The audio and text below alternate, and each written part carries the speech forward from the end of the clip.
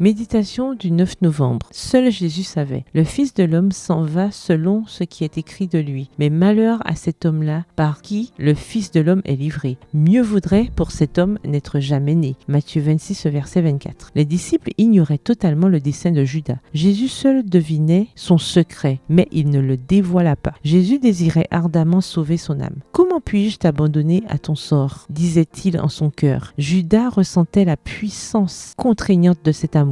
Au moment où les mains du Sauveur lavaient ses pieds souillés et les essuyaient avec le linge, un frémissement parcourut le cœur de Judas qui éprouva le besoin de confesser sa faute. Mais il ne voulut pas s'humilier. Il endurcit son cœur pour ne point se repentir. Ses anciens penchants, un instant refoulés, reprirent le dessus. Judas fut scandalisé de ce que le Christ lavait les pieds des disciples. Si Jésus pouvait s'humilier ainsi, pensait-il, c'est qu'il n'était pas le roi d'Israël. Tout espoir d'honneur terrestre dans un royaume temporel s'évanouissait. Judas vit qu'il n'avait rien à gagner en suivant le Christ. Un démon s'était emparé de lui et il résolut d'exécuter l'engagement qu'il avait pris en livrant son maître. Citation du livre Jésus-Christ au chapitre 71 à la page 590. Judas le traître assistait au service. Il reçut de Jésus les emblèmes de son corps rompu et de son sang versé. Il entendit les paroles « Faites ceci en mémoire de moi » Luc 22, le verset 19. Et tandis qu'il était assis en présence de l'agneau de Dieu, le traître méditait sur ses sombres projets, ressassant des idées de vengeance. Extrait tiré toujours du livre Jésus-Christ au chapitre 72 à la page 598.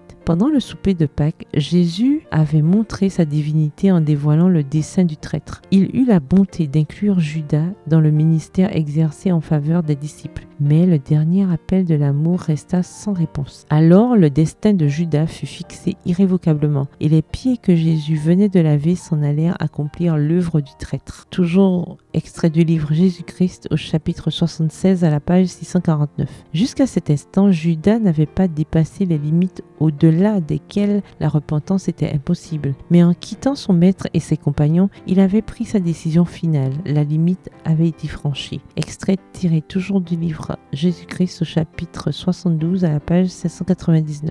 Combien comme Judas trahissent aujourd'hui leur Seigneur? Citation du livre The SDA Bible Commentary, commentaire biblique adventiste au volume 5, le chapitre Matthieu 26 à la page 1102. Bonne soirée, que l'Éternel vous bénisse.